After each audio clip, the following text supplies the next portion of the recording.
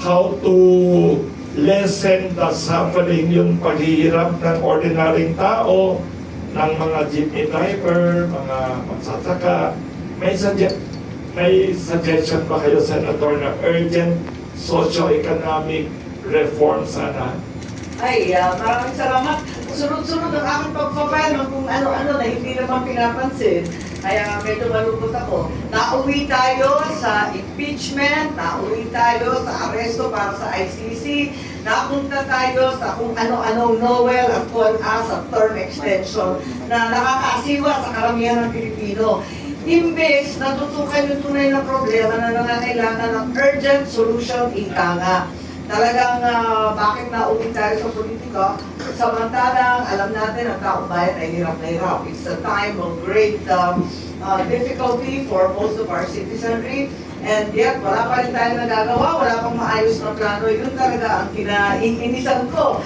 Talagang kinagagalit namin. Halimbawa, ang dami ko nang sinabi kasi hindi nag-uumpisa at nagtatapos ang tulong sa taong bayan sa panahon ng krisis sa ayuda at ayuda lamang. 3,000 pesos ay hindi sagot sa problema ng kahirapan, ng gutom, ng kawalan ng trabaho, ng kalusugan.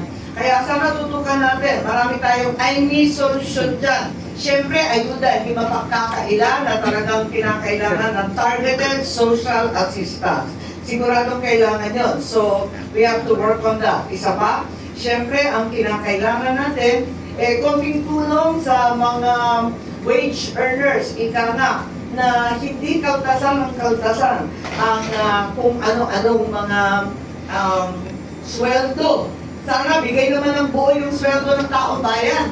Dahil ang sweldo ngayon, ang daming kaltas, may pag-ibig, may SSS, may PhilHealth, at kung ano-ano. Kung pwede, ibigay naman ng buo for a change. Makatikim naman sila ng buong sweldo. At syempre, alam rin natin, kalalampas lang noong Abril, sana tinaasan yung income tax bracket. Kasi yung 250,000 pesos sa isang taon, manipis na yun. Kinakailangan taas-taasan. Kasi ang sinabi ko nga, 500 sana, pati yung mga bonus, yung mga binibigay, dapat taasan din yung 90,000. Kaso, hindi nga pinapansin. Ganon din ang nangyari. Isipin natin, ilan mo na ba tayo? Nag-attack noong February 28 o March, April, nasa Mayo na tayo. Magtatapos na yung Mayo, 3 buwan na. Wala pang aksyon. Minadali kami ng todo-todo sa Senado. Huwag na daw magdeba-debate doon sa excise tax. Hanggang ngayon, hindi pa pinabawasan yung sa excise tax. Ang binawasan lamang, kerosene. Bakit naman kerosene? Ang sadyang kailangan ng tao ay gasolina at diesel. Kerosene lamang ang sinabi, LPG daw, pero kulang-kulang naman. Kaya eto, hindi natin natutumpukan ang tunay na problema. Pati yung VAT, marami ko sinasabi yung VAT kasi nararamdaman yun sa point of sale. Kung stasyon sana, yung petrol station, yan sana. Kasi mahapdi, di ba? Masakit talaga yung dating ng ngayon. Bumaba ng konti, 91 pesos. O 91 pesos, maibsan ng konting VAT at excise tax. Action na naman nila, 10 pesos kada litro ang mamemenos kung talagang tututukan natin. Ganun din, mapapawasan ng at least 2 to 3 pesos yung kada kilo ng bigas kapag mabawasan yung cost ng gasoline, ng crudo. Ang hirap-hirap ng sitwasyon ngayon ng ating magsasaka. Kung nagdudusa ang consumer, nagdudusa rin ang mga magsasaka. Ang ating cost of production nasa 46-48 pesos, pinagpipilitan ng ating administrasyon na mabenta sa 50 pesos. Wala pa rin yung transport, wala pa yung distribution cost. Paano naman luging-lugi ang ating mga magsasaka? Matagal na sila naghihirap. At mula sa Jensen hanggang sa Palawan, marami na rin na mangingisda, hindi nagpapalaot. Alam natin yon. So, ito yung mga dapat natin gawin, lalo na sa kalusugan. Alam natin na kinuha yung 62 billion ng PhilHealth, pinilit ng Korte Suprema na ibalik. At hindi naman pwedeng kinukuha yung pang-medisina, pang-doktor, pang-ospital ng may sakit. Napakalupit naman yun. Kaya eto, andito tayo, marami tayong rekomendasyon, pero hanggang ngayon walang kabuuang plano. Tapos may mga moves ang DBM, pinalipat-lipat yung mga pera, tapos sabi ng DBM, pati yung LGSF ng local government, maiibsan daw yung utang, pero wala silang batas. Kaya ako natatakot, kasi gumagawa sila ng mga pagbabago na walang karampatang batas. Kailangan may batas, kung maalala ninyo ng COVID, dalawang bayanihan yun, bayanihan 1, bayanihan 2. At maliwanag doon kung ano yung plano, anong gagawin. Hindi siya perfect, hindi tayo natuwa sa lahat ng bahagi noon. Ngayon pa man, kahit papano may batas, may plano, at talagang natutukan. Ito, parang react-react na lang kung anong maisip. Pero wala pa naman talagang makabuluhang at kabuuhang plano.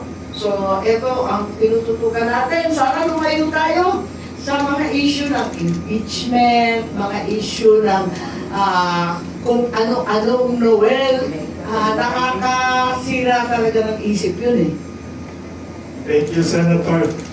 May maraming tanong dito, at I think 5 ng tanong dito about Noel, yung controversy, na sa tingin niyo talaga wala nang chance yan kasi na pinag-usapan ninyo, dininay na ng mga ibang politiko.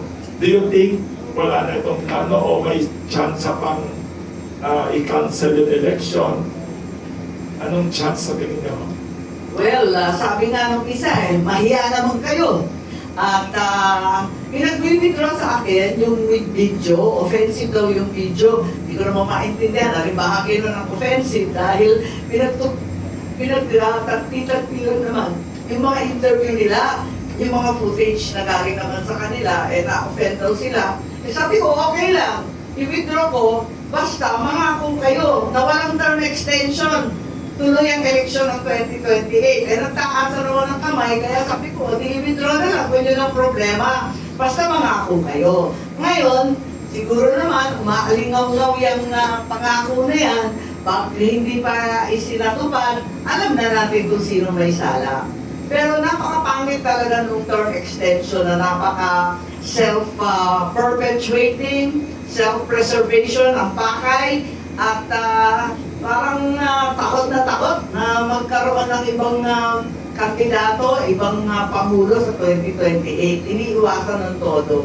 Na sabi ko na yan nung pa kasi kung saan-saan ko yan narinig ko yan nung pa sa Kongreso, sila nauna dyan Kasi nung pinag-uusapan yung impeachment at yung mga boto dyan, marami silang incentive.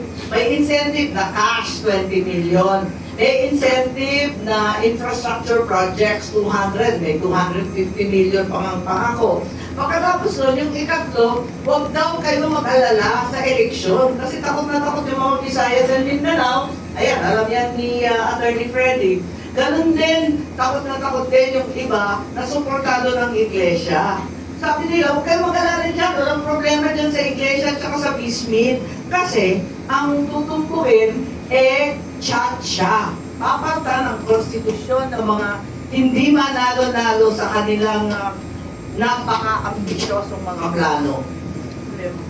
Thank you. Hello. Ay, nakita ko si Miss Sandra Aguinaldo nandiyan pala. Baka may tanong ka? Ay,